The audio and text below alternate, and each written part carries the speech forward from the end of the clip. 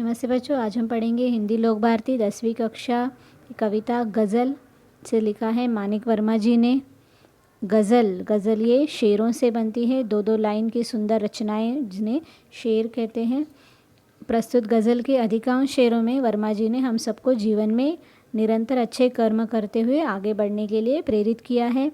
गज़लकार ने संदेश देते हुए कहा है कि अपने रूप रंग से सुंदर दिखने के बजाय अपने कर्मों से सुंदर दिखना आवश्यक है।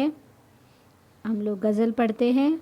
आपसे किसने कहा स्वर्णिम शिखर बनकर दिखो, शौक दिखने का है तो फिर नींव के अंदर दिखो। गज़लकार कहते हैं व्यक्ति को सुनहरे रंग का शिखर बनने की कुछ भी ज़रूरत नहीं है। स्वर्णिम यानी सुनहरा, शिखर यानी ऊपर का बिल्डिंग का पोर्शन, नींव यानी बेस। सब लोग ऊपर के चमचमाते शिखरों को देखते हैं, उनकी शान की प्रशंसा भी करते हैं। लोग समाज में इन शिखरों के समान सम्मान पाना चाहते हैं, परंतु वास्तव में देखा जाए तो इन शिखरों से भी अधिक महत्व उन ईंटों और पत्थरों का है जिनके कारण ये शिखर बन सके। यदि नींव की ईंटों ने गुमनामी के अंधेरे में रहना स्वीकार न किया होता तो शिखरों का अस्तित्व ही नहीं होता। यानी ये नींव में जो ईंटें पत्थर लगाए जाते हैं, नींव यानी बेस में, इन्हीं की वजह से ऊपर के शिखरों को मजबूती मिलती है। यदि हम समाज के लिए कुछ करना चाहते हैं तो प्रशंसा और वाहवाही का लोभ त्याग कर हम नींव की ईंटों के समान कुछ अच्छा और सुदृढ़ काम करें, क्योंकि व्यक्ति कर्म से पहचाना जाता है, दिखावे से नहीं। चल पड़ी तो गर्द बनकर आसमानों पर लिखो, और अगर बैठो कहीं तो मील का पत्थर दिखो। गज़लकार कहते हैं गर्द यानी धूल हवा के झोंके के साथ आगे ही आगे बढ़ती है, यहाँ तक कि ऊंचे आसमान में भी फैल जाती है। देखा जाए तो गर्द सामान्य होती है, धूल सामान्य होती है, फिर भी वह आसमान पर अधिकार कर लेती है। इंसान तो उससे भी महान होता है। अगर आप मंजिल की ओर अग्रसर है तो अपने अच्छे कर्मों के कारण उसी प्रकार आसमानों तक छा जाओ जैसे धूल आकाश तक फैलती है। अर्थात आपके द्वारा किए गए अच्छे कामों का प्रभाव और चर्चा हर तरफ हो। यदि आप मंजिल की ओर बढ़ते हुए मार्ग में कहीं बैठ जाते हो तो मील के पत्थर के समान बनो। मील का पत्थर आपने देखा रहेगा, देखो चित्र में, रास्ते के साइड में ये लगा होता है जो पथिक को यानी आने जाने वाले को अपनी मंजिल की ओर बढ़ते समय सहायता करता है, वो मार्ग बताता है आगे कितनी दूरी तक ये ठिकाना है। सो उसी प्रकार आप भी क्रियाशील न होते हुए भी दूसरों की मदद करो। अपने अच्छे कार्यों से समाज के सामने एक मिसाल प्रस्थापित कर सकते हैं। सिर्फ देखने के लिए दिखना कोई दिखना नहीं है।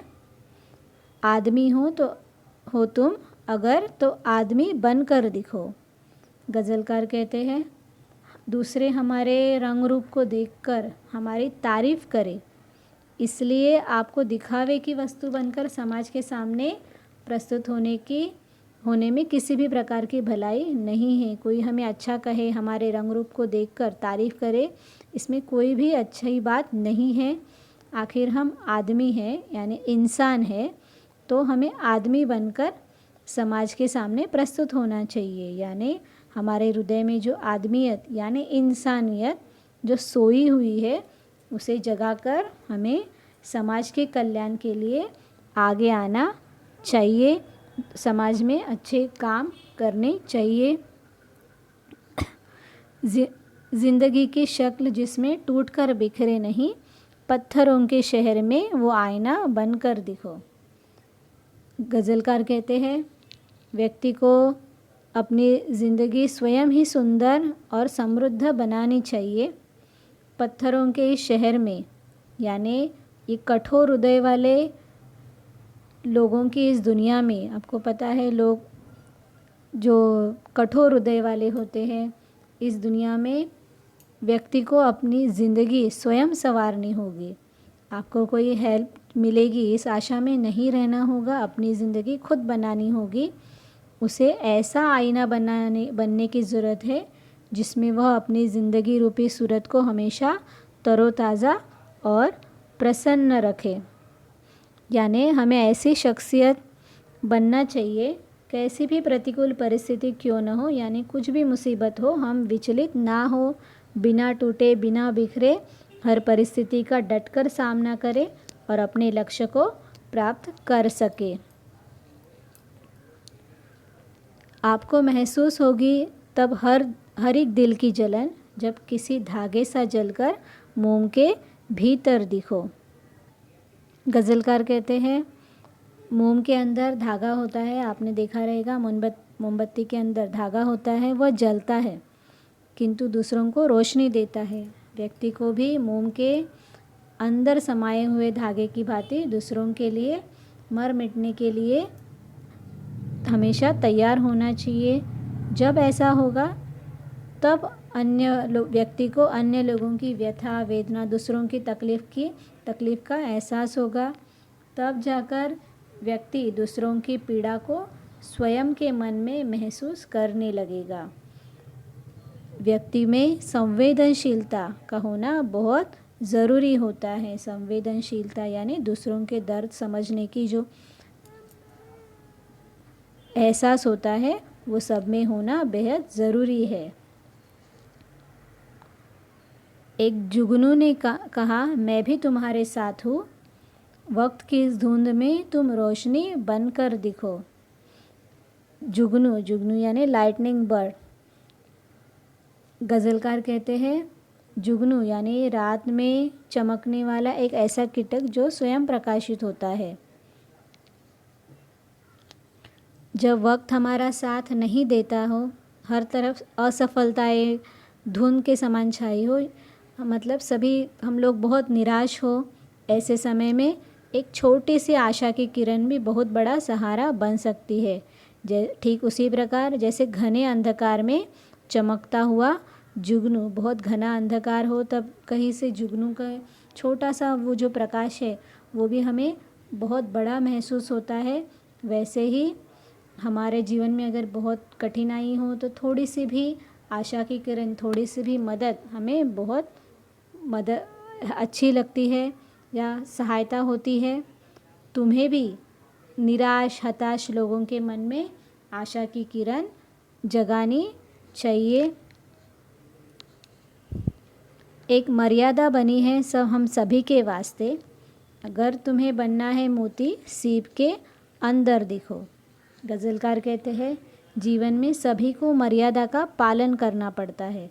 मर्यादा यानी लिमिटेशन, जीवन में कुछ लिमिटेशंस होती है जो हमें बहुत कठिन लगती है। हमारे पेरेंट्स हमें बोलते ये मत करो, वहाँ मत जाओ, इतने समय तक घर आना चाहिए, बट ये मर्यादा बहुत ज़रूरी होता है। ये मर्यादा नहीं रहेंगी तो हम बिखर जाएंगे। मर्यादा के बिना, ये लिमिटेशंस के बिना व्यक्ति का विकास संभव नहीं है, हम आगे नहीं बढ़ सकते।